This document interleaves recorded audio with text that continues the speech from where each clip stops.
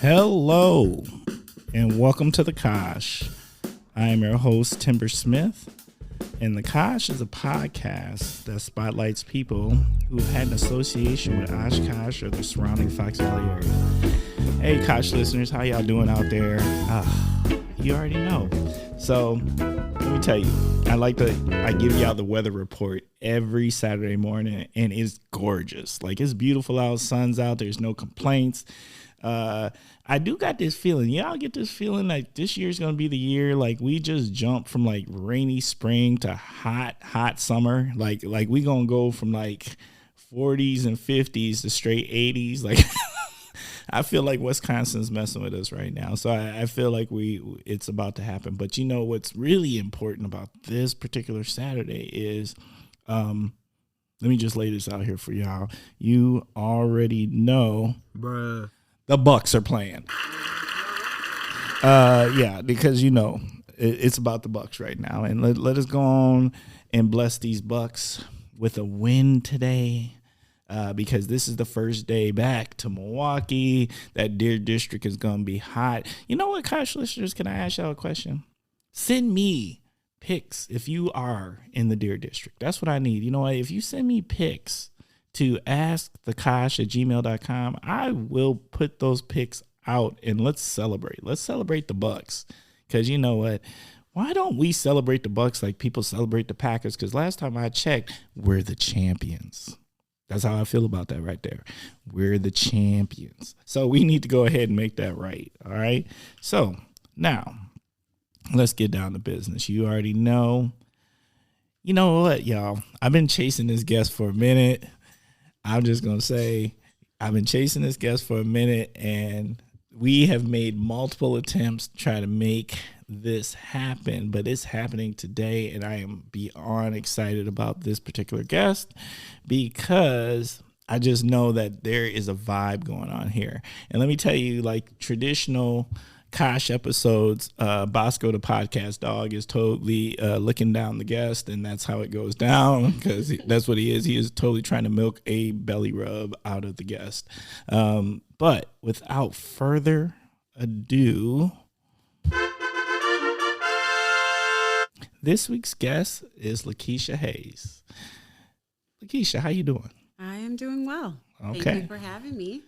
And I apologize for the delay. No, don't apologize for the delay. You know, people are busy. Yeah, there was things going on in life. So, yeah, it's been a very busy couple months. Right. As most people know, had the campaign for judge for Branch 4. Yes.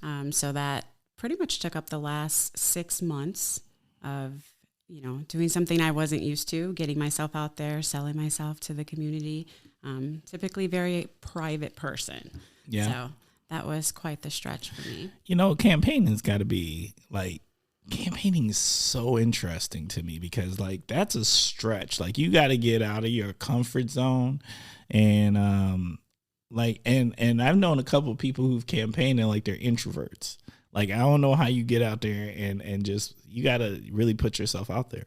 Yes, absolutely. I think before having to do it for this job, I was so fearful of it. I absolutely never wanted to be in politics. I knew I wasn't someone that was going to be out there in front of people, having them judge you and trying to sell yourself, convince them that you're the, perfect candidate. Right. I can say after running this campaign, one that I'm so proud of. Oh, absolutely. I learned so much. I definitely learned a way to bring a stronger campaign.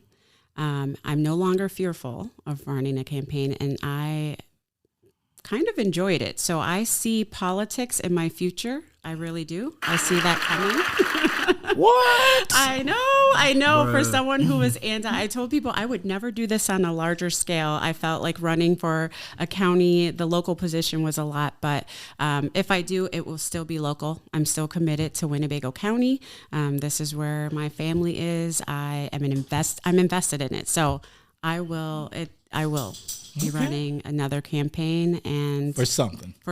It's just finding the right time and the right fit, but I see it. I do. Okay? I see it. So, yeah. Wow. Okay. Well, you know what? Now we're going to jump in. Okay. LaKeisha, can you please share a little something about yourself and what's your connection to the Kosh? So I moved to Oshkosh in 1996 to attend UW Oshkosh. So, yes, and never left. So I moved here in 96 to attend UW Oshkosh. I graduated from UW Oshkosh, and yeah, I haven't left except for to go to law school.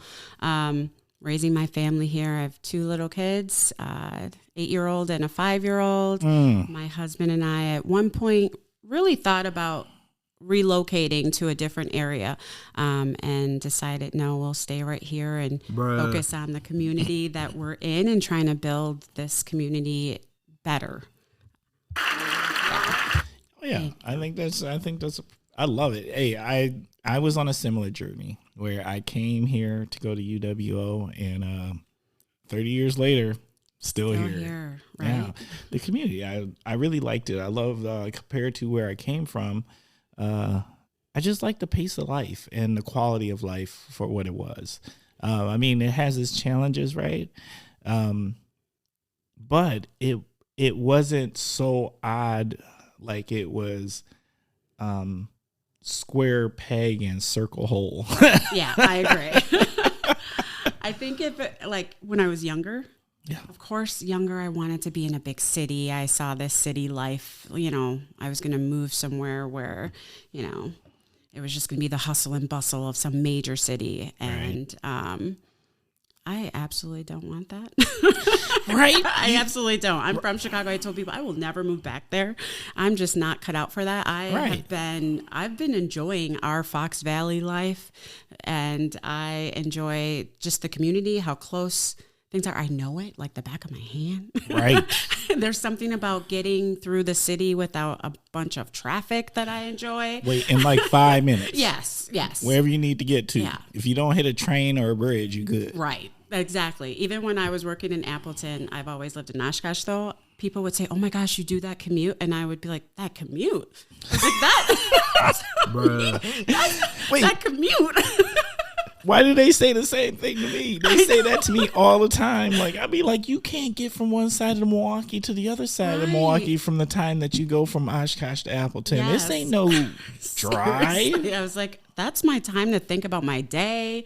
And then after work, that was my wind down time. Like, that was nothing. Traffic never stops. I'm never just sitting in traffic. But I just always found it funny when people are like, "Oh my gosh, you do that commute every day?" I'm like, that's nothing. Perspective is everything, right? Like, try sitting in Chicago, not moving at all. Look, Chicago scared me because Seriously. them drivers.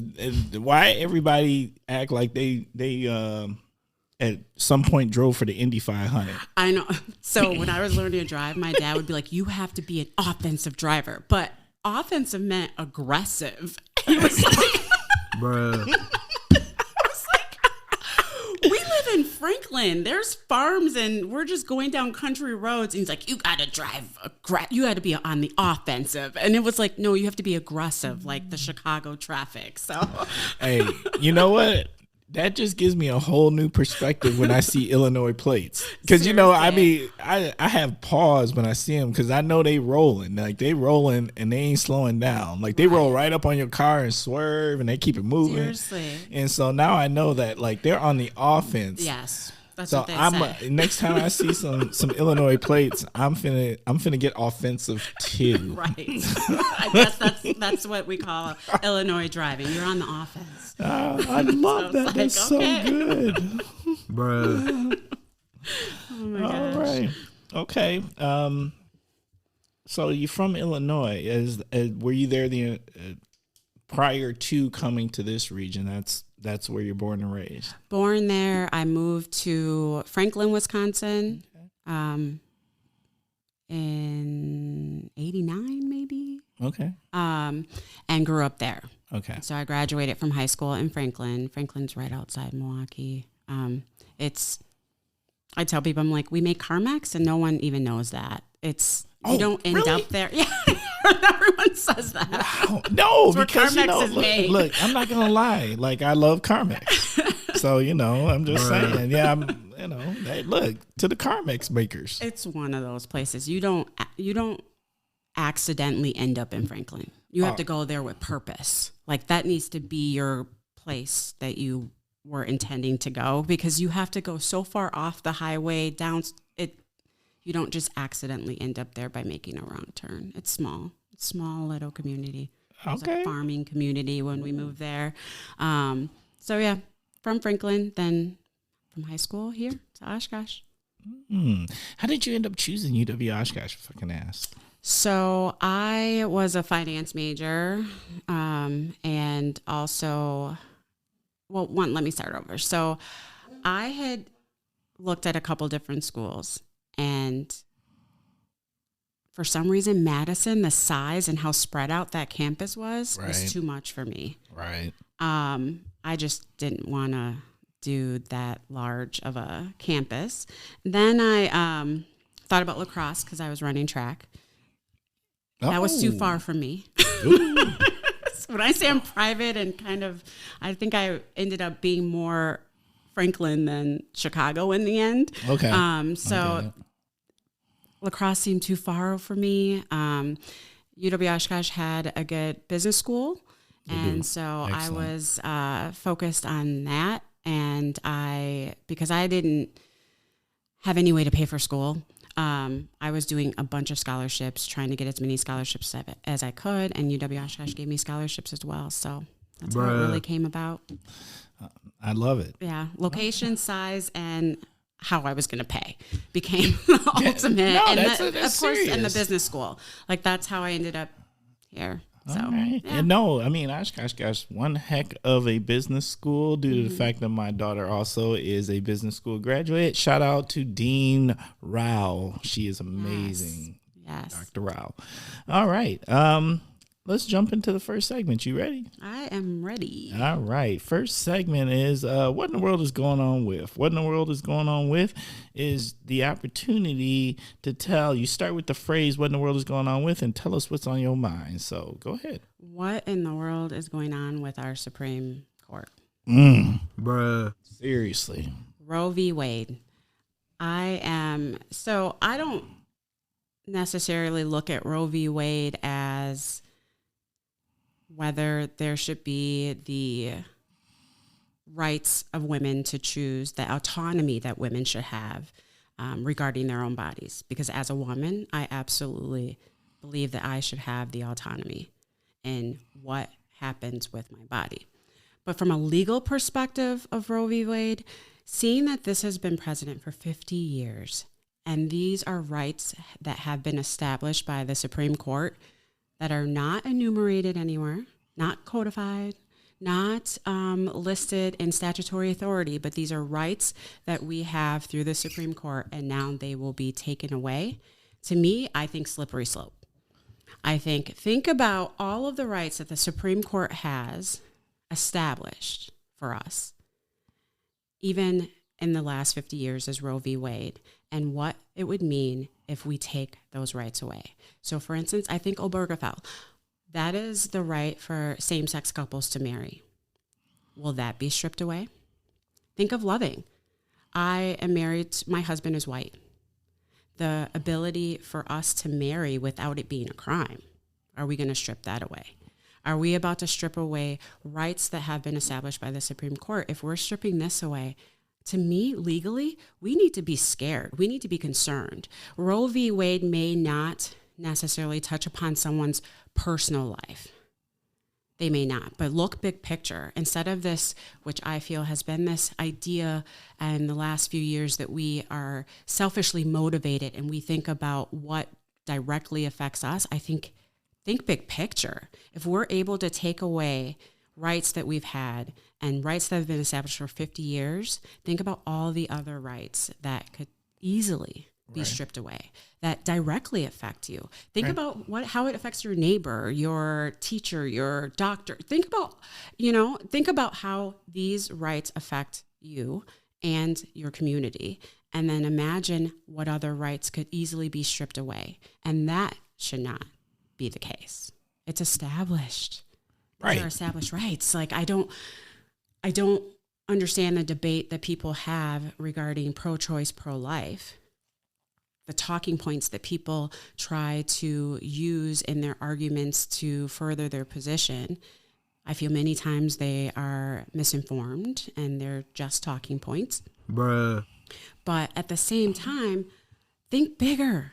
If this can happen, because legally you're analyzing. If this is how the Supreme Court analyzed the current decision to upend Roe v. Wade, if they apply that same analysis to other rights that have simply been established by the Supreme Court, we're in trouble. We need to be concerned. Facts. We need to be concerned. And so I don't know what's going on with them. I really don't. I'm confused.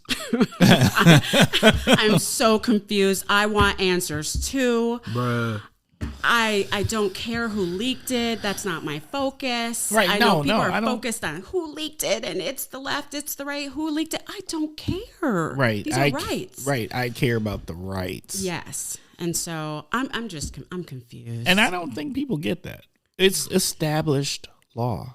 Right. And this should not be a political issue. Remember, like when people, even through the campaign for a judge, when people would bring up race to me, I'm like, race is not a political topic. It's not. Thank you. Why is it that I'm Thank you. continually having to talk about race when I'm running for judge? Why does that cannot be what the focus is when you're determining who is best qualified for your judiciary? Right. However, that's what it's been. Right. It sounds like something we just went through with our newest Supreme Court judge. Yes. Why did she have to talk about race? Exactly. And the thought that she had to define a woman. And the interesting thing is, those that continue to bring that up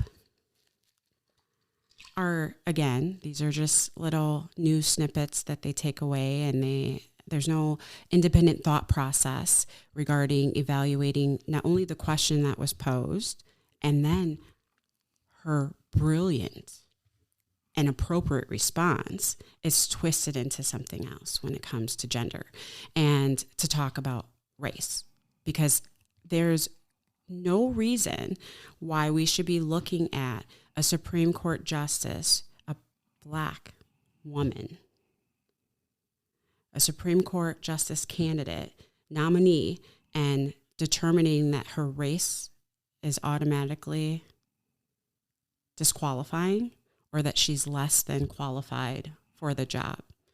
And many people have asked me even about, like, why would Biden say anything about race? When I tell people, like, why would he even say that? Why would he say he intends to nominate a Black woman?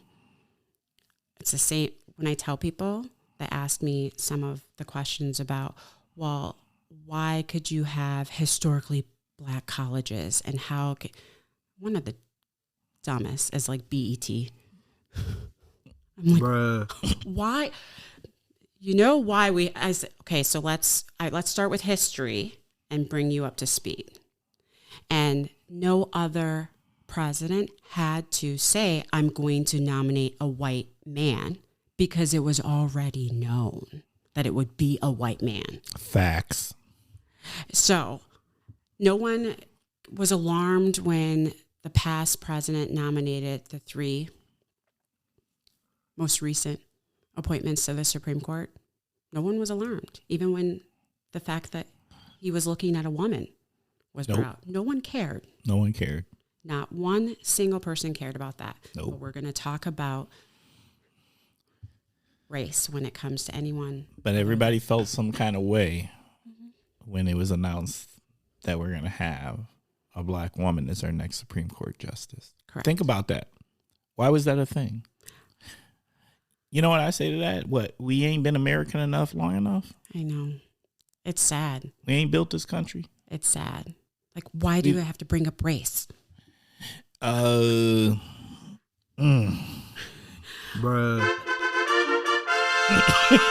I'm sorry, y'all. That is where we at. I love this. Yeah, Let's leave it down. I'm going to be honest. I was planning on staying away from certain topics No. to be safe. But then I thought about it and I was like, I've been spending a lot of my lifetime being safe. Right. Not, ruffling feathers, not affecting people's, idea of being comfortable. Right. But the last few months made me no longer feel that I needed to be safe. So I think we're in a time that you're forced to pick sides, and playing it safe is not rewarded. Correct. So to me, be authentically, stand wherever you want to authentically. Right. And that being said, don't make assumptions about where we stand either. Mm-hmm. Because there's a lot of assumptions that are made about where you stand, and that is what I don't appreciate. You don't know my politics. People, you don't know my beliefs. But they so want to put you in a category, right? And no matter what you say, they won't believe you. So I'm like, why would I even keep having this conversation? No matter, there's nothing I can say. Right. I think one of the things, in life you just realize when you just can walk away. Right. Like there's nothing you can say to certain people that will ever change their mind. Well, because it's a belief. Mm-hmm. And we just in our last episode ago, we had this conversation about science systems versus belief systems, and when people are assuming what you believe, that's their belief system, and you can't argue people's belief systems because it's just what they believe. It's not based in logic; it's based in emotion. I know, it's so frustrating. It's so sad sometimes. It could be sad. It's frustrating. It's a number of different things. And sometimes it's just, okay, you can just walk away. But I think you have to, because at the end of the day, you're not going to change their belief because it's a belief. Right.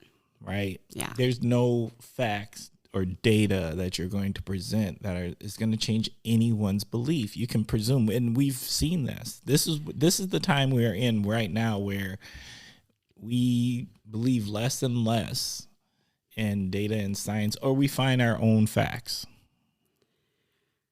Yes. And so that's a thing. Like we find what we need to support that belief. To support that belief, which is, right. I'm okay. And I do believe there was a time where, we had belief systems, but at the end of the day, common sense ruled all. Right. And, I don't know. I feel like it's starting to be challenged. Like that was our baseline to me. Right. At a point. And, I think we also weren't all considering ourselves experts in fields, like professionals, and the experts were the experts. Right. And for some reason, we're not even allowing the experts to be the experts, because now we are taking as a person who deals in evidence, I'm always like, where's the evidence of that? Right. You can't give me a news article as evidence. You can't give me Facebook news or any as your evidence. Right. Because as someone who wrote an article, as you said, giving their beliefs and not the facts, not the evidence to support it.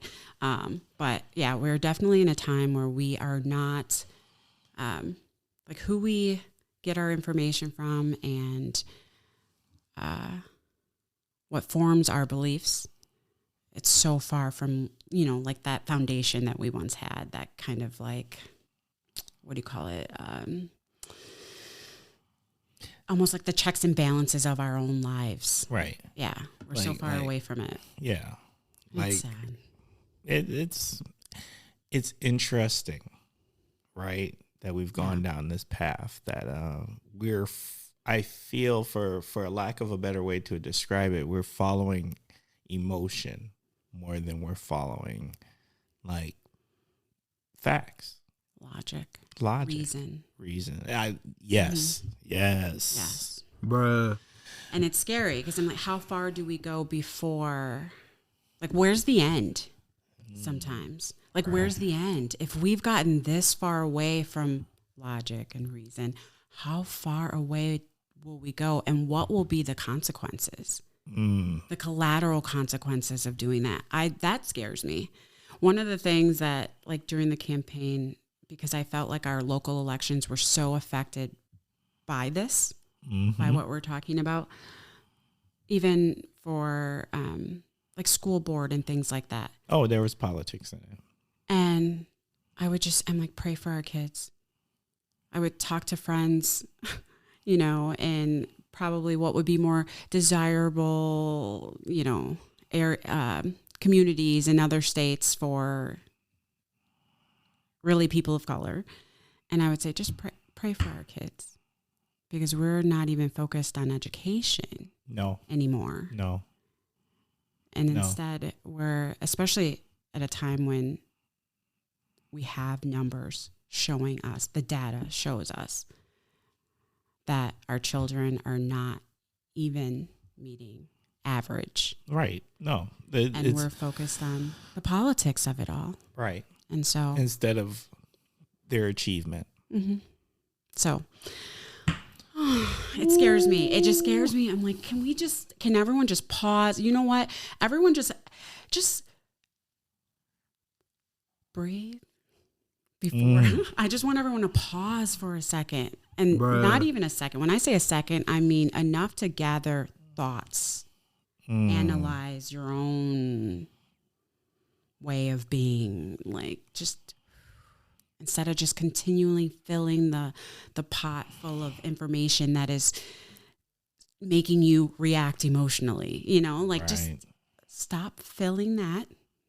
Like, just think about this, analyze it, you know, be an independent thinker. Don't just take what someone else told you as true. Because it's the same team. Yes. Let's not have the same team mentality. There's not two teams. There's one team. I know. It's one team. Yes. We can have difference, but it's one team. I wish. It's not one team trying to beat down the other team. You don't even know who's on your team. Right. Seriously. I'm just saying. And sometimes like, well, and have you been picked for a team? Right. Are you creating your own team? Why are you not part of the team? Right. What are you doing over there? There's a team and you're now not being part. Let's all be, we're the team. Yeah, I feel you. I don't fit on no teams. Right.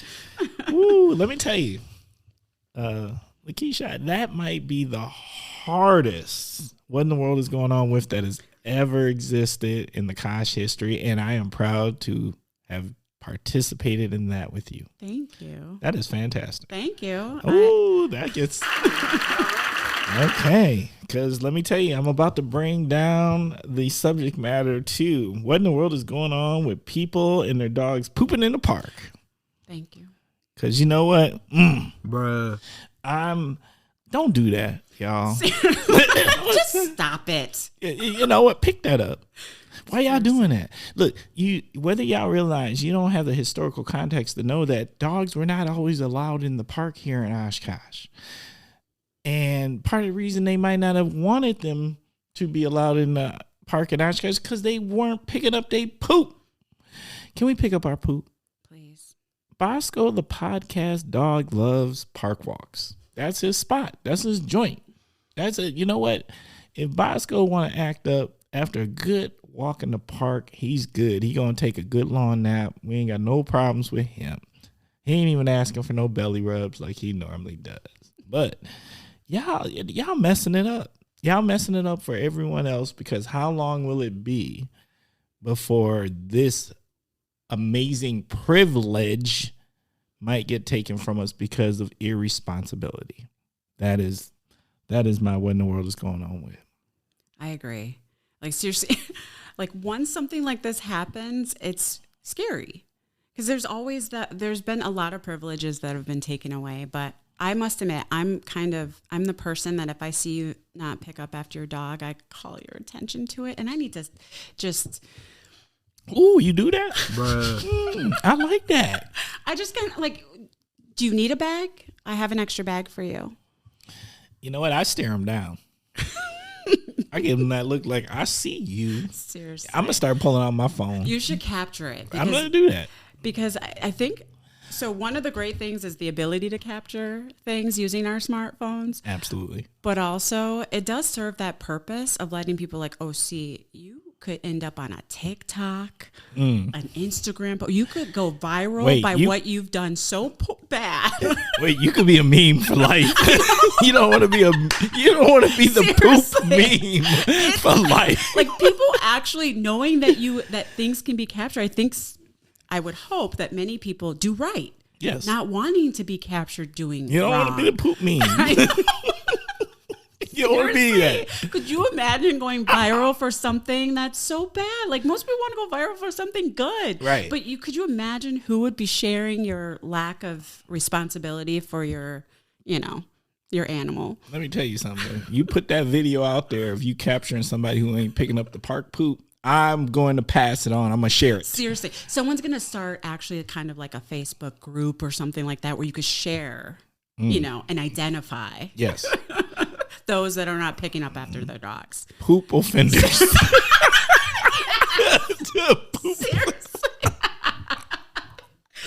Oh my we God. call the poop watch? I can't. I just can't. Seriously. And there needs to be like a little set, like poop patrol. We're poop patrol. Set up paw patrol. We're gonna be poop patrol. We're gonna ask our community to come together on this issue. Oh my God! Maybe we need a segment.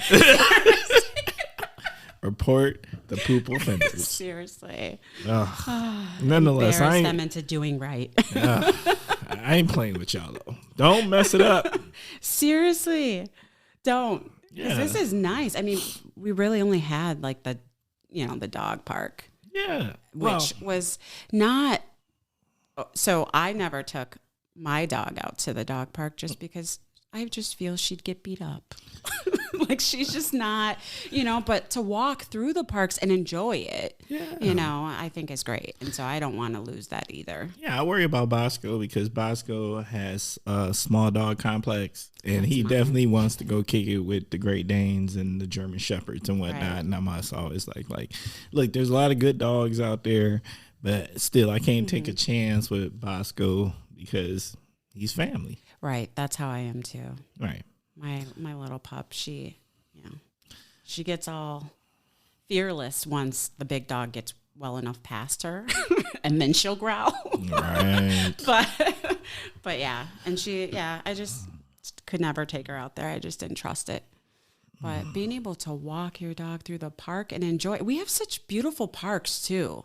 Right. That's the great thing about it is that we have such beautiful parks. Not only should you be picking up your dog's poop because the parks are beautiful and everyone will want to enjoy them, but at the same time, it kind of just takes away the aesthetic, the ability for people to enjoy even if, it just pick it up. Thank you. Pick it up. It's not bad. It's too easy. It's seriously. Ask a fellow dog walker for a bag. Seriously. We got you. Yeah. We got you. I can tell you right now, I keep 3 in the pocket. Right. And I keep them in the car too. Because if I'm taking the dog somewhere and we can get out and walk, it's like you always have one in your car. Right. It's okay. Sometimes you forget and you're like, oh, you look around, you hope right. No one captured you not picking up your poop, but you know that you usually do. I get it. Yeah. Just ask, hey, do you have an extra bag? I got you. They have like a whole roll. Got you. That's what those grocery bags are good for, too. If you forget, like I do, to take them back to Pick and Save and put them in that big box. Bruh. They're really good for poop. I always forget. No, it's true. It's true. They're perfect for it. So. All right. Oh, my God. It's so good. All right. We're going to move to the next segment. Someone calls in about the poop. Yes. Yes, so tell us your stories. Yes, that's right. Don't forget, you can. We got that segment, Ask the Kosh. Yes. You can hit us with that. Okay, we're gonna move into word association. Word association is where you tell us what's on your mind. I'm gonna say a word. You just tell us what comes to mind. So, first word, food. Bruh. Yes. Flipping out my bib to put it up. But food. I love food. So food to me, it's culture. And so for me, food is just like, one, I'm a foodie. I love food. I will try just about anything. Once, sometimes twice. It doesn't even matter. Like I'm kind of that, it could not even look. You got a little adventure in you? Yeah, like with food. Like it could smell, look, whatever. And I'm like, because to me, it's like, at least I tried it. Like, you don't know. Right. You don't know. So food is my happiness. Food is my happiness. And I just think of culture. I just think of all the dishes out there, the different types of food that, it may be impossible to ever try them all. But I'm on. You're on the path. Yes. I just want to keep trying everything. But yeah, food. Do we got a favorite joint? Of course, I love soul food. Soul food. So I love soul food, but I also really do love one of my favorites. It's in Appleton. I love Siram Indian food. That is delicious, and they constantly get rave reviews. Yeah, that is my place. So, and my kids love it too. Our 8 and 5-year-old. Mm-hmm. Oh, you done hooked them up, huh? Seriously, starting at a young age, we were like, so my husband's the same way. We love food. Like we just love it. So our kids are kind of the same way. They just now realize that McDonald's has chicken nuggets and that they like them because we both love food so much that they've tried everything. They love, we try like sushi, squid. They love Indian food. They love Thai. They love it all. So they're huge foodies too. So, well, you know what? I love that you've expanded their palate, but I'm going to say as a parent of an eater of sushi myself, it gets expensive. It does. Seriously. Look, I'd rather get them chicken nuggets. Right? That's how I'm like, okay, we just got done with a little baseball practice. Let's just go through the drive-through, please. Yes, a little colors. Yeah. Can we do a little colors? I know. Let's just go through a drive-through. That should be like a treat. All right. Yeah. But when they say like, no, I want this, I'm like, oh, no, I said treat. Right. I know, like, wait, I mean, like, let's just go through the drive-through. It's easy, quick. But yeah. But I love food, trying everything I possibly can. Cocktail or beer? Cocktail. I have not had beer since the college days with the red Solo cup. $5. Bruh. I just can't do it. That was out of necessity. Yes, I understand. I understand. I like whiskey, and I'm not a whiskey connoisseur. I just like whiskey. Don't ask me anything about what's a great whiskey barrels or whatever I don't even know how it's made. I just like whiskey. It's that simple. Yeah, I'm a whiskey girl. Whiskey. We got a favorite 7. cocktail? I just like whiskey and 7. That's it. That's it. Yeah, that's it. You walk into place, you ain't even asking for a specific whiskey. You're just saying whiskey and 7? I just say, no, not a rail. Not a rail. Like, bruh. Yeah, not a rail. I'm like, whatever with, Yeah, and typically in Oshkosh, so truly like in Oshkosh, depending on where you are, if you're just out with friends having a couple of drinks and it's nothing crazy, yeah, just give me a 7, Seagram 7 or VO and 7. Right. But yeah, that's about it. Well, there's something about a 7 and 7. I got a good friend who lives by the 7 and 7. Shout out to Burb. Yeah, I feel you on that. Which Burb? Burbacher? Yeah. Oh, hey Burb. You know Chris? Yeah. Oh yeah. Shout out to Chris. Yes, Superman. He's a 7 and 7 drinker too. I didn't even know that. See, y'all could have been bonding. We worked together. Oh. Way back. I was working at the courthouse, but then I had a part-time job at, what is the name of it?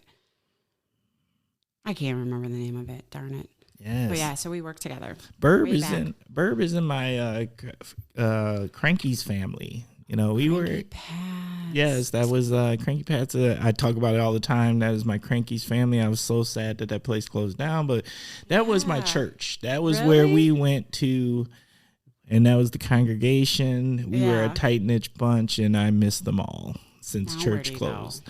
Oh, I'm working on a new church. Got a new church. You got a new church? Got a new church. New church is Jensen's. Really? Yes, Phil and Jensen. Shout out to Travis over there. Shout out to Scotty over there. Yes. New owners, right? Yeah, Travis. Yes. Travis is new Okay. owner. Yeah, I've only eaten there once since the new owners. Delicious. Oh, well, let me invite you to church. Yes, please. Seriously. Let me invite you to Saturday church. We go Saturday nights to church. So if you would like to join, we would love to absolutely. have you. All right, I will be there. Streaming. I'm sorry. Wait, it's all over. Yeah, I did. Look. Streaming. Okay, so what I think of when I hear streaming is I was at UW Oshkosh talking to a group of students, pre-law students. Okay. And we got on, I forget what we got on the topic of, but I said that I was like, oh, I record whatever show we're talking about. And they're like, wait, do you have cable? Like, it was the worst thing. And I was like, no, I don't. It's through streaming, but you can actually record things on streaming. They're like, oh, okay. So I didn't realize that cable aged me. If I would have had cable, they would have not thought I was cool. I didn't realize that like cable is not a thing to have. So now anytime someone talks about streaming, I'm like, oh, if you have cable, you're old, I guess. Oh my God, that's so good. And yeah, it's probably true. I had no idea. I was like, no, we only stream, but they were like, you have cable? You might as well say you had a VCR. Seriously? I know. That's probably what they thought when they're like, I record it. And they're probably like with like one of those machines or something. Oh my God. Seriously. I was like, oh my God, I'm so old. I was like, oh my God, I didn't realize cable was kind of a no-no right now. I didn't realize it. It's kind of just like, that's for old people. Oh, I'm going to tell you the problem with cable and why it's a no-no. That cost. Right. Yes, I agree. They once that 1 year promotion gets by, they sneak up on you and then you're like, whoa. And then, you know, if you're not paying attention, they'll get you for like an entire 6 months to a year. You're just paying your bills, minding your business, and then you all of a sudden something says, I should really look at the cost of all these bills, and then you see cable and you're like, when did it? What is that? Yeah, I agree.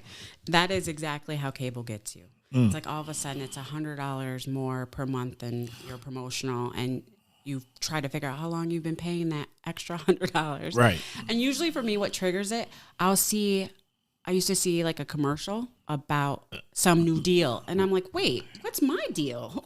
And then realize, I paid 3 times the amount of the current deal. So then I'm trying to get the new deal. And they ain't going to give you the new deal. No, they don't. No. But I'm on the phone. I'm trying. Look, I always try. Let me tell you something. They're gangster. They're gangster. I'm going to tell you, I just had it out with Spectrum because of some things. And it had to do with, so I bought the service because I needed local. Yes. I don't have cable. Mm-hmm. And I'm stream everything except for I need local. So I was like, okay, Spectrum, I'm going to give you these couple dollars so I can have local channels, right? And it's streaming. And they gave you 10 channels. You could pick your 10 channels. Well, I had it for a long time, and then I needed to change my 10 channels because I was getting them through other streaming services. Mm-hmm. So I was like, hey, can I change these 10 channels? And why does this cost this?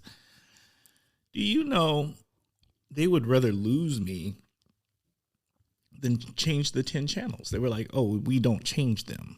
I was like, why don't you change them? Like, it's a game, you're stuck in it for life? You're stuck in it. What, after your first, I don't know, it was like the 90 days or something like that. And I was just like, look, I understand, but let me tell you something. Look, I just need to change this because I've got these already, and to make it worth my dollar, and I want to keep y'all. So, no, they weren't having it. So then they don't know. Look, my wife will tell you I'm that dude. Yeah. I'm that dude. I draw lines in the sand. So I drew that line in the sand and canceled them. So now they're sending me all the letters. In the promotional. In the promotions. And in the promotional. So you know what I'm going to do? I'm going to go back. I've done the same thing. Bruh. For the I 1 totally year. did the same. Like, you're going to beg for me back. Like that relationship that Yes. fails. You're like, they're going to come back for me. I just know it. Yeah. So I'm totally gonna do that 1 year. I'm gonna do the 1 year, and I'm gonna tell Alexa to remind me in a year. Right. I do the same thing. I'm like, that's fine. Then I'll go without. I'll wait for you to ask me back. Facts. Shop local.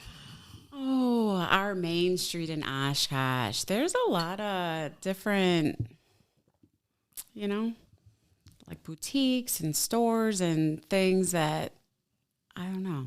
It's nice to see. If you've been in Oshkosh as long as we have, Right. you remember what It was. it was. Yeah. And so to see our main street being built up with a lot of local businesses, Amazing businesses. yes, Yes. makes me want to. I'm like, no, seriously, shop local, because we want to keep seeing this. We want to keep seeing, like, instead of just that small area of Main Street, I want to see more even by the Herd Stadium. I want to see a lot more being built up and seeing a place, so we're not leaving our community to get, and supporting others. I mean, yes, support other communities, but I'm saying it would be great if we had even more. I would just like to give other communities a run for their money. Yes. You know what I'm saying? Let us be the destination spots. Look, we've got all of these natural resources that are amazing. And that's automatic. They can't build those. Right. So therefore we should be building things around those. Yeah. Because God has gifted us. Right. I agree. Yes. Black Girl Magic. That one makes me think of. Ooh, you know what? I'm going to tell y'all, Kosh listeners, she literally got goosebumps. Yeah, I'm like, that one. God, every time I think, I don't know. Personally, for like when I think of me, when I think of just my purpose. I keep telling people, like, I'm focused on my purpose, and my next steps are all about my purpose. And it's like, I don't know. I think of all the Black women before me, all the ones now, all the little girls growing up. And I am just, I don't know. Like I don't know. I just think of, gosh, how amazing we are, and how discounted we've been for so long, and how it is such a way, it's a being that cannot be replicated, duplicated, done any other way. And I just, I don't know. It's everything about us. It is the ability to, I don't know. It's being resilient. It's so many different things. For me, that's it. Yeah. I appreciate the ability that I have seen for Black women to walk in any space and be resilient and successful. Right. Like, no matter what it is, it doesn't matter what it is. It doesn't matter who the organization is. It doesn't matter what the business is. It doesn't matter what the mission is. They are transformative. Right. If you don't have any in your organization, you sleeping. Mm-hmm. You're sleeping. You don't know. Seriously. You don't know, because and I'm talking about that from all aspects. I'm talking about that professionally. I'm talking about that socially, humanity wise. There's just a gift. And so there's something there. Mm-hmm. I don't know. I'm always thinking about, purpose. Yeah. I'm always what thinking. that means for me. And it's near and dear to my heart. Yeah. Because I've got my own biracial girl, and I'm not going to define her as Black or white. I'm going to define her as Black and white. But she's got Black girl magic. You're right. And it's amazing to see her do what she does. Mm-hmm. I'm always in awe. I smile. I like get a big old smile when I think, I don't know. I just, yeah, it's huge. I don't know. It's just such a feeling for me. It's like an emotion. It's a feeling. It's a being, a state of being. I don't know. I can't even describe it. Love it. Love it. Yeah. Okay. Community. Our community. So for me, community, of course, makes me think of my own, makes me think of Oshkosh, and it makes me think of all of the amazingly wonderful things that are going on in our community, but are unknown and untouched. But I think of it, I mean, before we were talking about a team.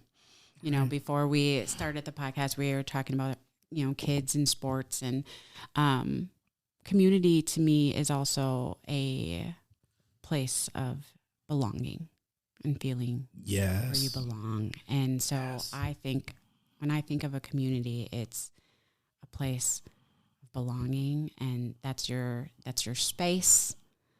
That's, your home. It's who you know, that's your team.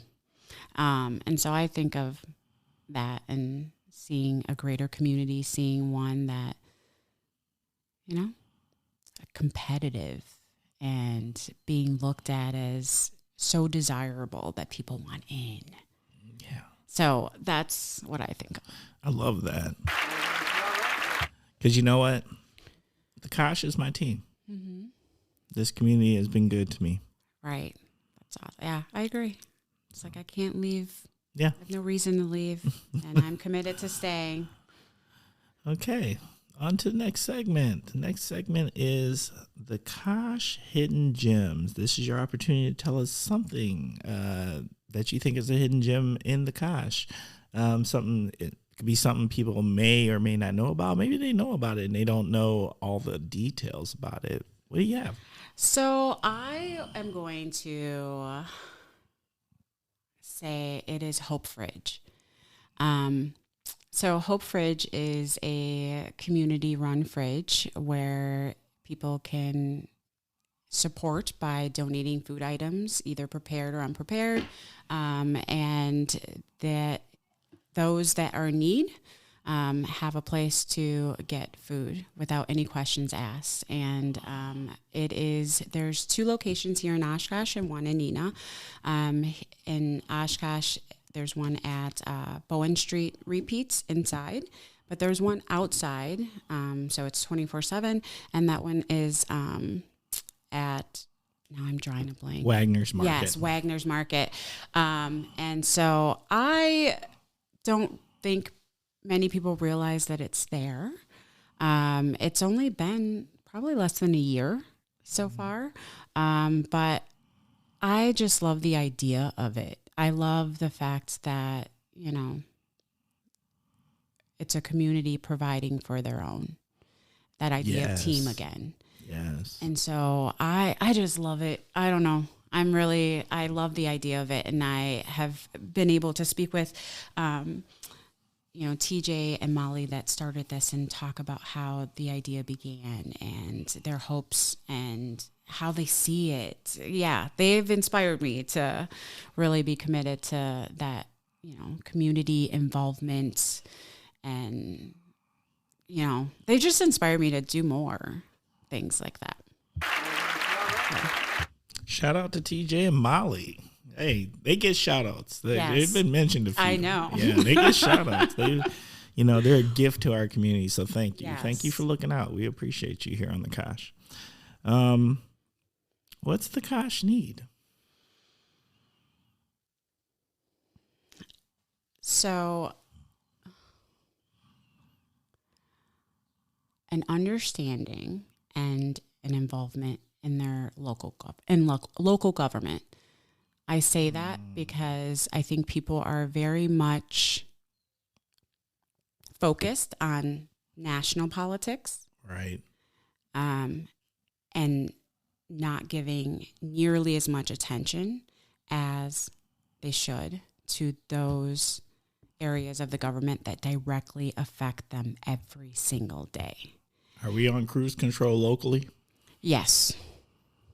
Bruh. Absolutely. And even for me, not realizing how much I could be involved more than I had been. I think I had a narrowly focused idea of my involvement, and that was just from the judiciary or from, the legal parts of things. But there is just not enough people who are committed to knowing what's going on in their very community and using their voice to affect change and their vote to affect change.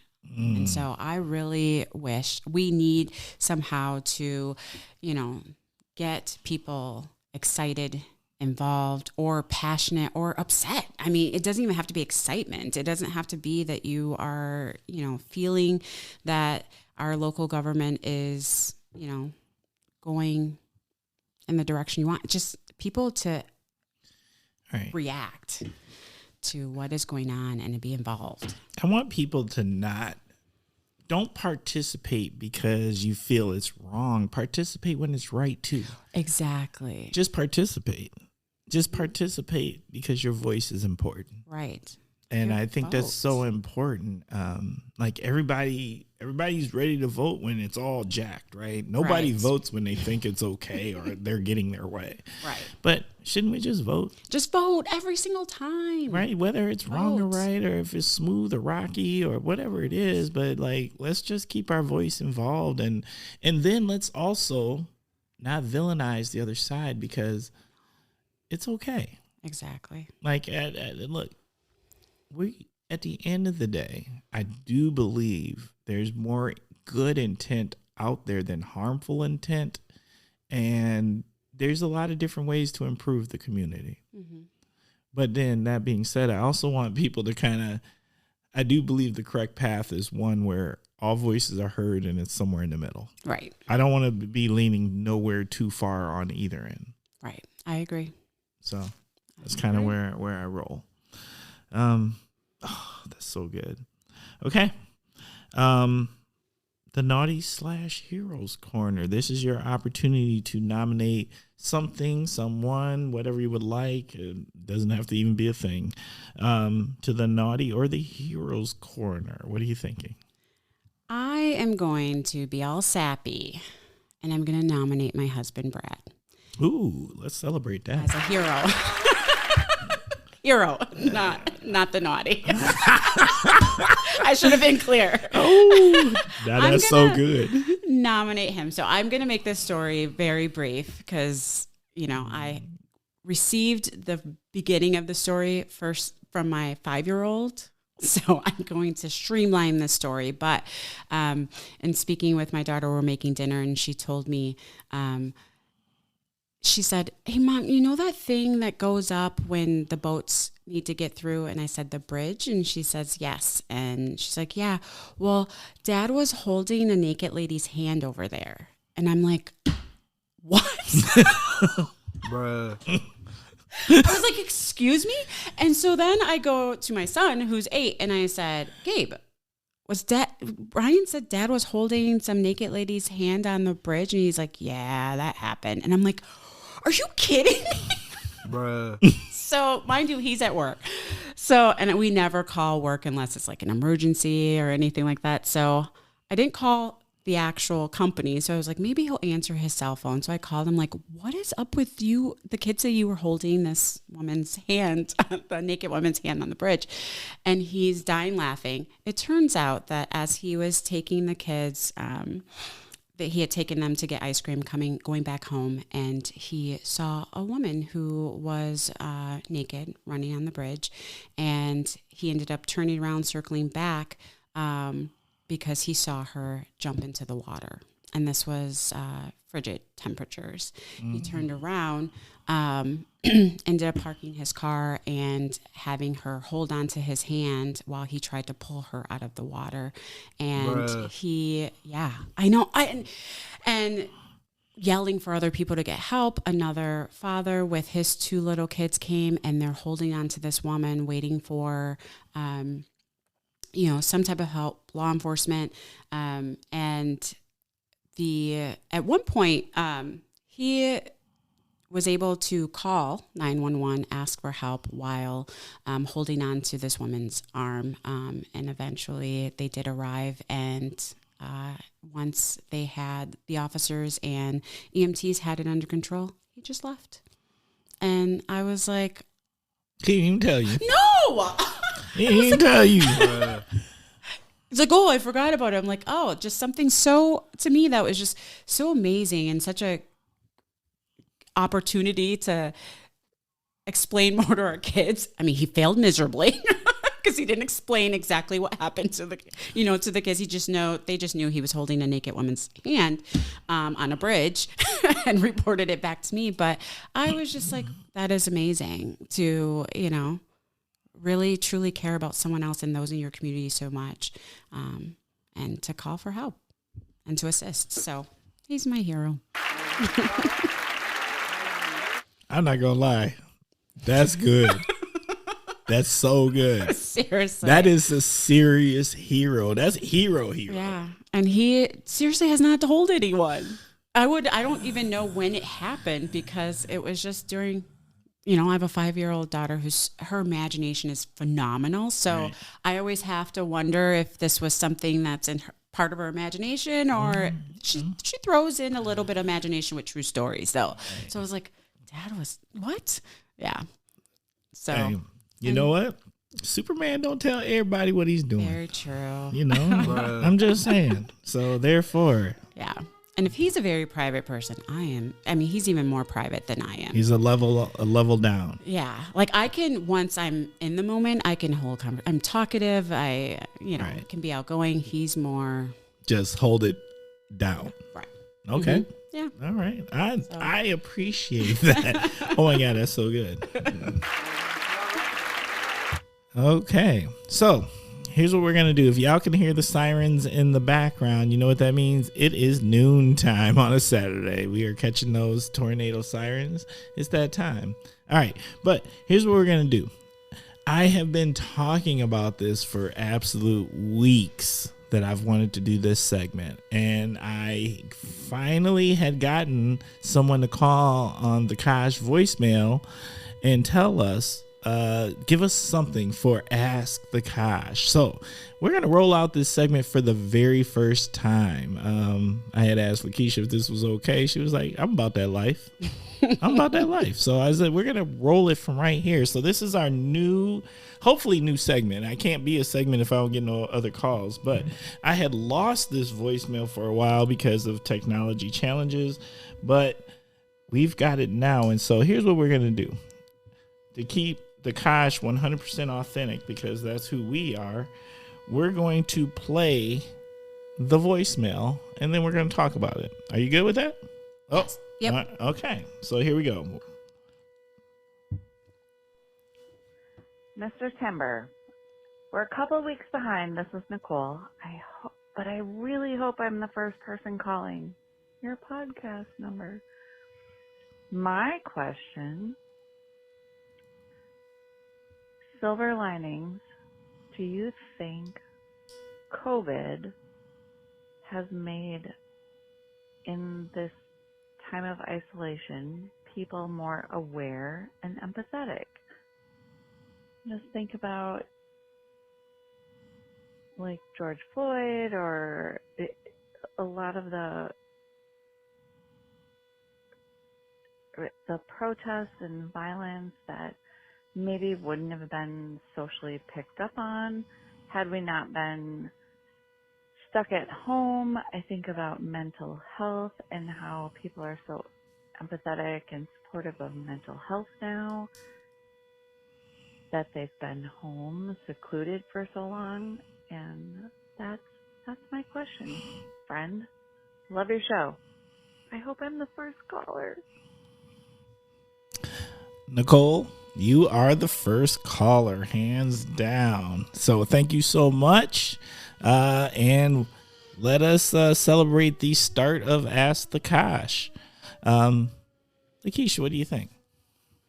I say yes. So I think it's probably necessary to break it down into a couple things. Break the question into different categories.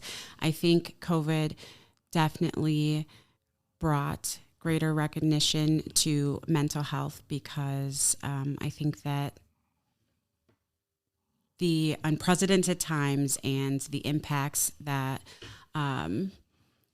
many people felt, even for those who really, experiencing a level of depression for the first time. I think a lot of it happened during COVID.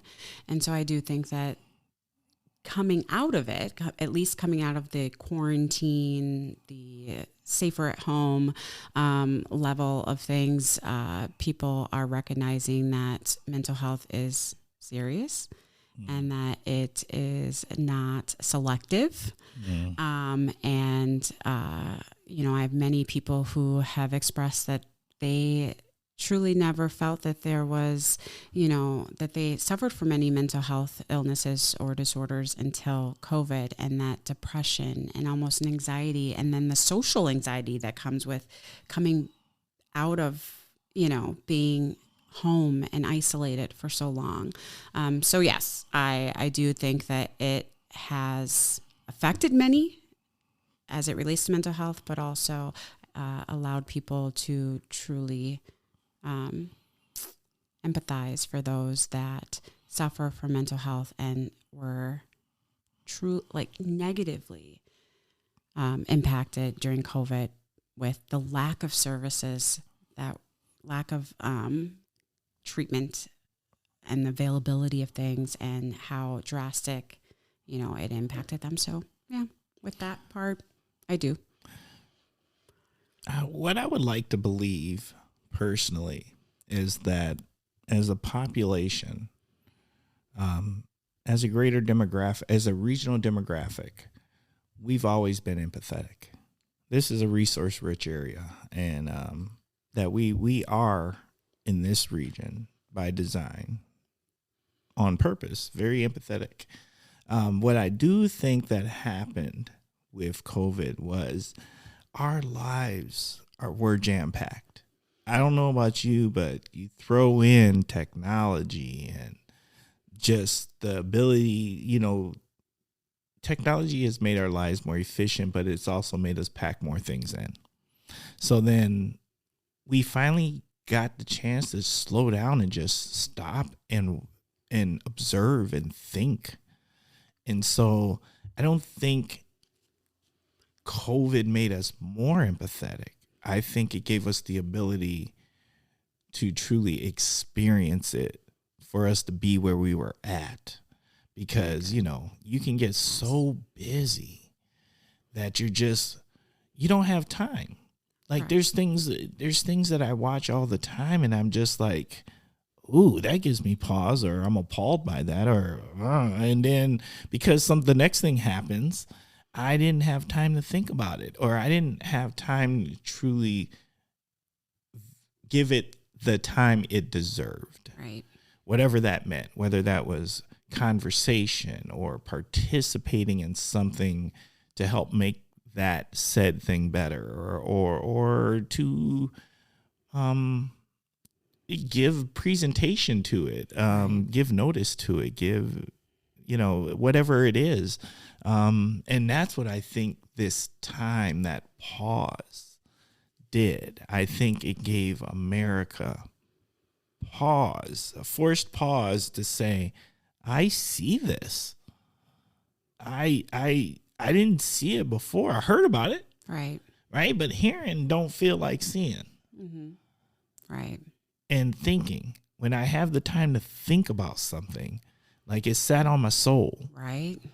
And that hit different when it could sit on the soul, because there's a lot of things that hit me, but then the next thing hits and is worse or bad. No time to even process sometimes. Like right. I didn't even land. Right. It didn't even before the next thing before came the my next way. thing came your way. Right. And so I just think what COVID did, it was a curse, but it was a gift. Right. Because I think our society is so jam-packed with responsibility in some cases, obligation in others, or just the fact that we feel we must be as fast as the technology that's feeding us our information. Right.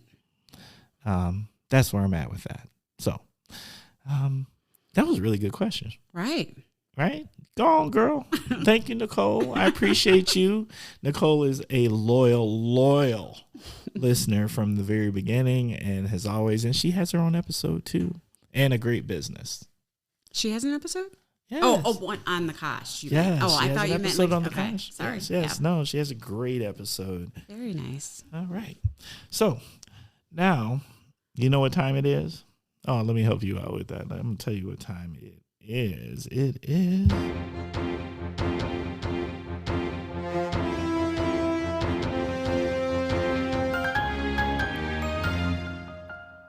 Every time we do that, it makes me happy. I'm not going to lie.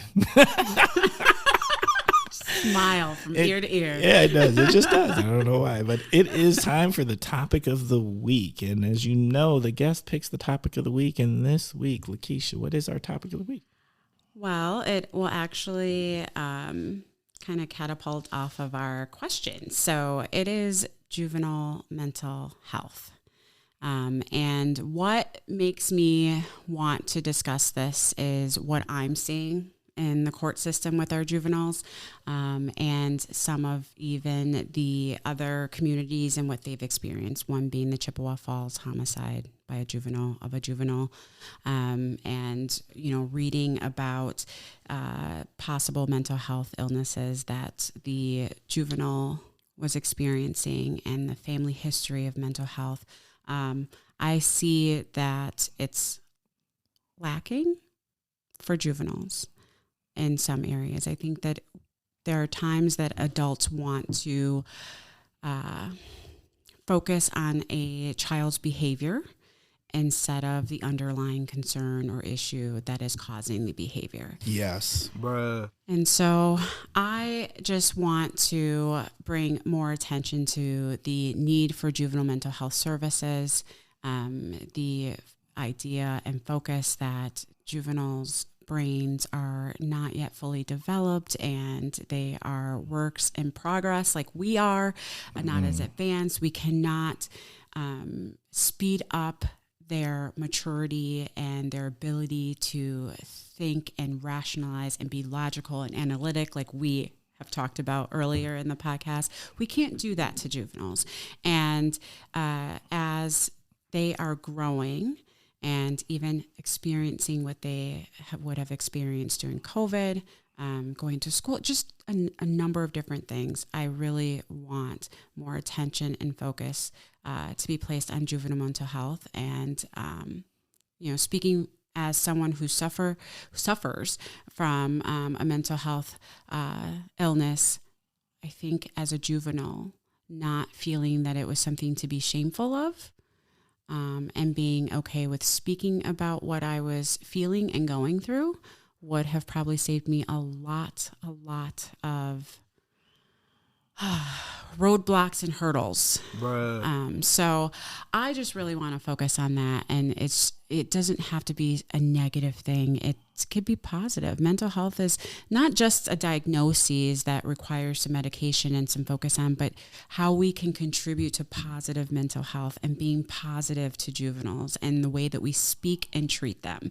And so when I say mental health, yes, there's the clinical portion of that, but there's also what we as a community, what we as adults, what we as people can do to have a positive impact on someone's mental health, and especially our juveniles who, they're growing and they're still impacted and, by many things that we've survived. And so I just want people to be cognizant of that, be positive to a person's mental health instead of ignoring it or being a negatively impacting person. So, yeah, I like the portion pointing out the ignoring part. Like, everything's not behavioral. correct. Let's not just jump to a place of behavioral. Mm-hmm. There's always things that there's causes and effects. Right. Right.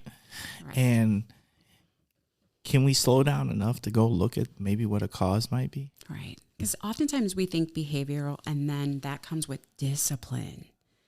And so the response sometimes when we figure it's behavioral is some disciplinary action by us, instead of something, I think, a different approach.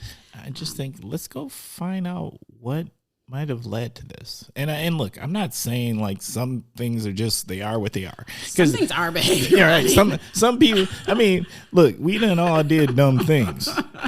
Right? Look, you go ahead and throw that rock if you want, but my house glass. My house is super glass. Right. So I'm not saying that. I'm not saying when dumb things happen. I know. I'm like, I've done lots of things. Yeah. So I'm not saying that, but I do think in a lot of cases, there's a lot more to it, and we should slow down long enough to let's go. Why can't we investigate a little bit? Right. And not jump to assuming. Inquire. Mm-hmm. Yes. Inquire. It's an important word. Mm-hmm. It's huge. And I think most of what I'm basing what I'm saying off of is the interactions that I have with juveniles in court. And one thing that I have received positive feedback from is my interactions with juveniles and the ability to speak to them like they're human. I don't order. Bruh. Like, speak to them, have a conversation. Right. Don't speak for them. Allow them to speak. Try to get them to share with you. And it is not something that you can do by demanding and, I just, speak. I think we dehumanize our youth sometimes. Right. I agree. We just override them and we discount them.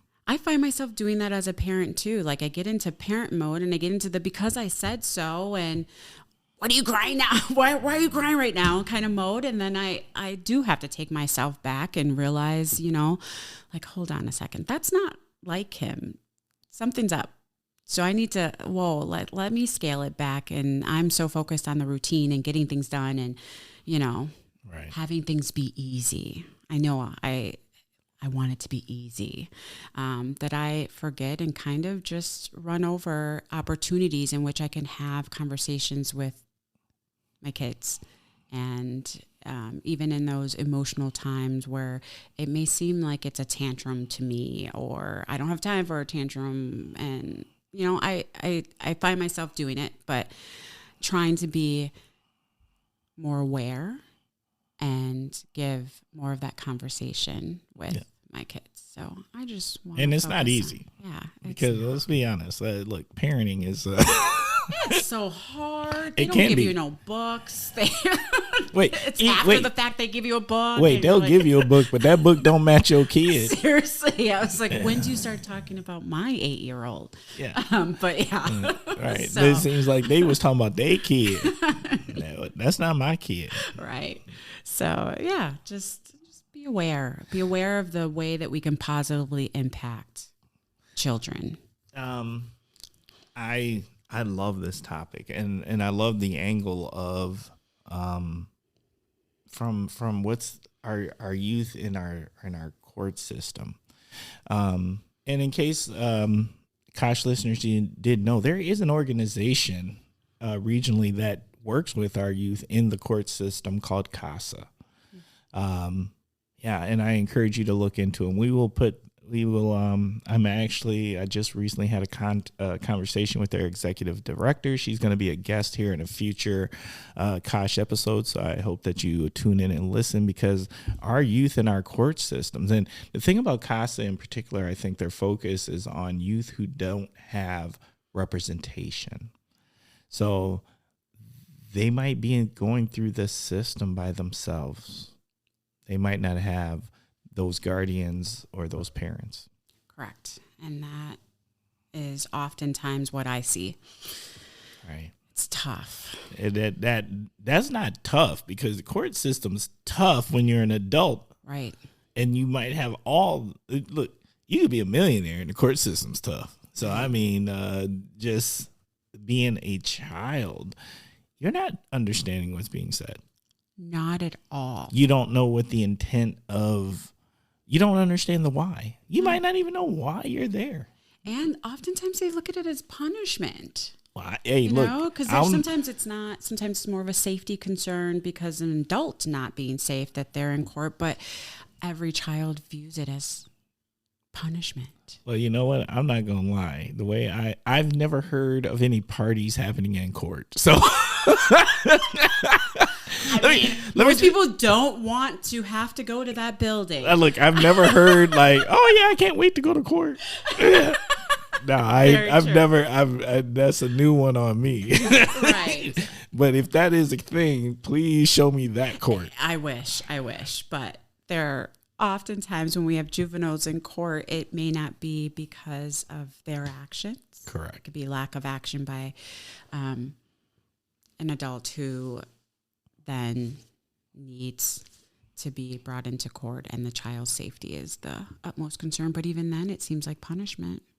Absolutely. To children, the focus is on making sure that the child is safe, but it seems like punishment. Well, they probably got to talk about things that they don't want to talk about. Right.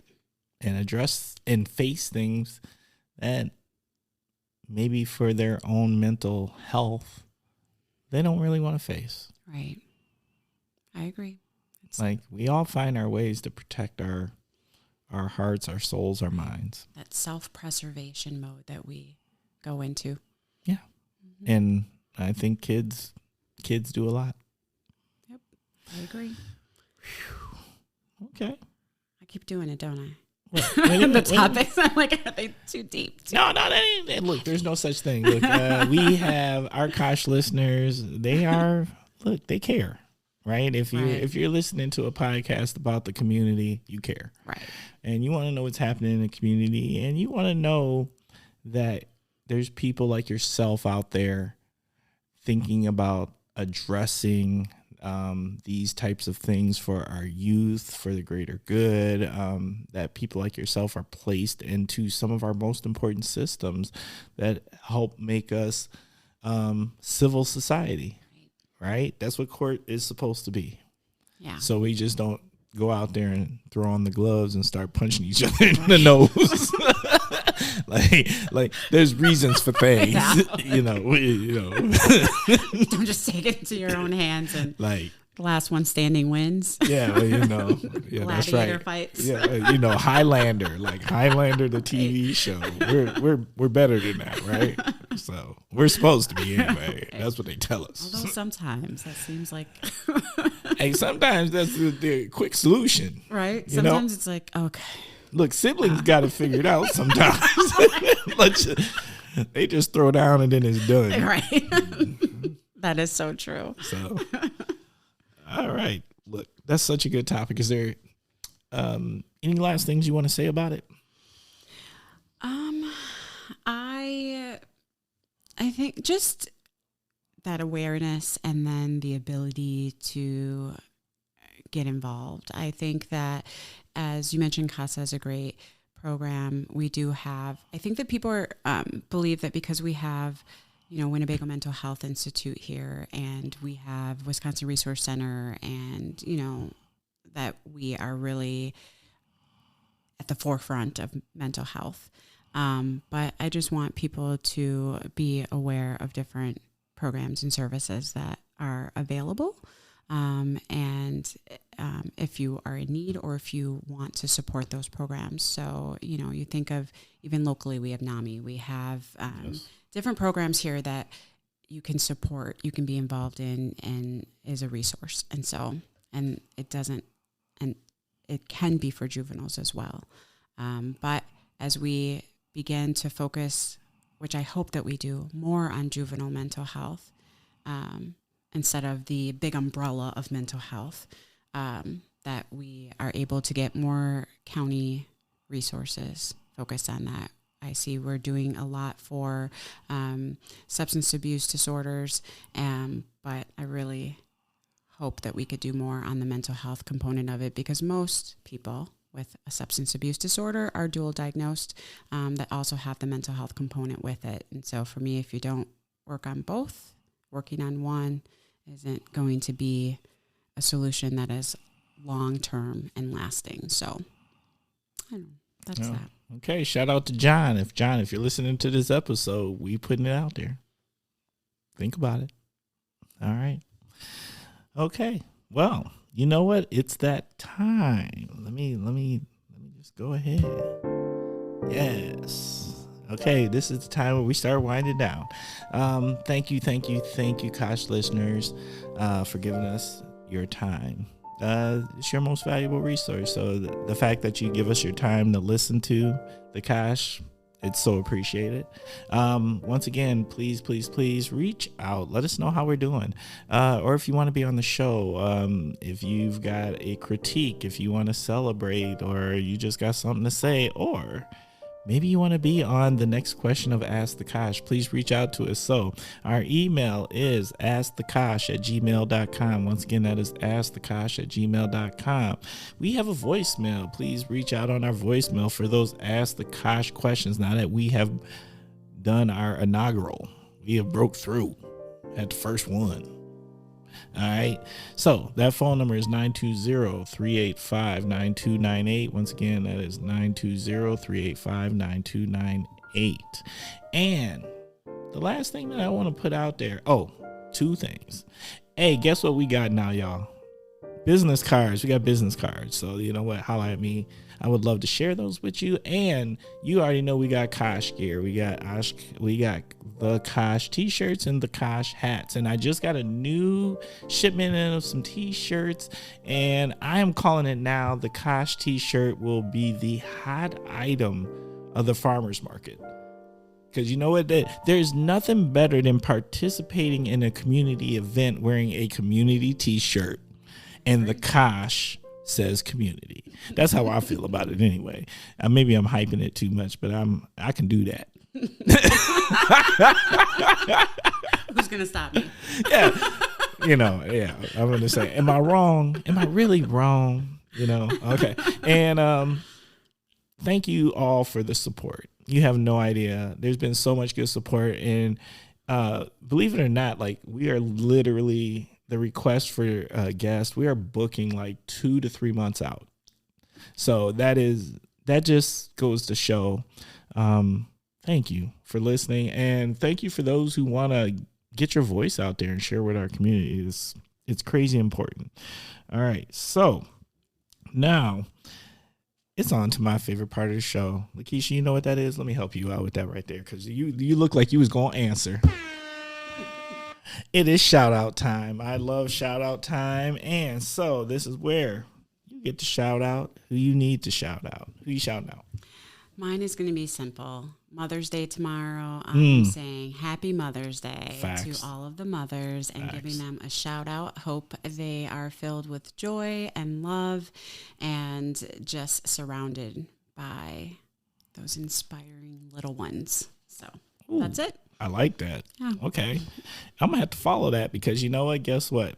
Got to shout out the mama. So first of all, I got to shout out the mama that runs my household, called the wife. Shout out to the wife. Thank you very much for just thank you, because you are amazing. And shout out to my mama, because she's real and she ain't no joke. And I love you. All right. So shout out to mom, and shout out to all aunts out there and everyone else. There is just amazing ladies all around. So celebrate. It's your day. And, catch me right on the grill. I will share some barbecue with you. I'm about that life. There's nothing better than Mother's Day and barbecue. I feel like that's the gift of gifts. That's what I told Brad. I was like, so what are you putting on the grill tomorrow? Oh, look, don't threaten me. Because you know what? I'll come back I'll go to Costco, get a big box of things, and I'll grill all day. It might be an 8-hour grill. Right, that's right. I was like, you just gave me permission. You don't even know. On the grill. So hopefully we'll be doing the same. I did ask for My gift this year from the kids is to fill the Hope fridge. So tomorrow we are going to fill the Hope fridge. That'll be my Mother's Day gift, and then we'll grill out. I love that. Yeah. That's awesome. Let me send a shout out to the SBDC, the WIBIC, Color Bold, and SCORE. These are all organizations that help women and veterans and diverse populations start business entrepreneurship. I participated in a panel and they let me host it, and it was just the energy in the room was wild. And I don't know if y'all know, but the things that happen in our region sometimes for people, for us, for the efforts being put forth to help make us a more belonging community are amazing. Like, we ain't sleeping on it. We understand, and people are stepping up. Big shout out to the Bucks, period. That's right, because I'm from the mill, and it's that time. Look, we need 2 championships, y'all. Like, I ain't mad at y'all for the 1 because I love you for the 1, but guess what? I need 2. Just go on and do that. So, to the Bucks. To Alonzo Kelly, thank you for doing what you do out there. I've been in some meetings and your name keeps firing. And thank you for working with the city of Oshkosh on their diversity efforts. So I appreciate you.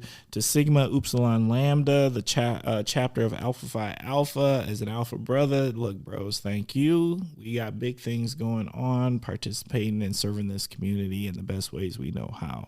So those are my shout outs. Now, it is time for, now, LaKeisha, you get a choice. There's 2 things. So there's A, B, or C. So A, you can give us parting words of wisdom. B, you can tell us, what would yourself today tell your 12-year-old self? Or C, all of the above. You can do both. Oh, gosh. Parting words of wisdom. A. There was a very confident, like, yeah, we're going down one road. A. So for me, I think parting words of wisdom, it's part of what I tell my kids when I drop them off in the morning before school. And it's what I consider being a good leader. And that is being your true self, being authentic, and never lose focus on your purpose. And so that is what I tell people. That is what I hope when I say that, you get to define those categories yourself, because it's individual. It's not something that I can define for you. And so I say it to both my kids because I truly want them to be, never lose sight of their focus. And I always tell them, be a phenomenal leader.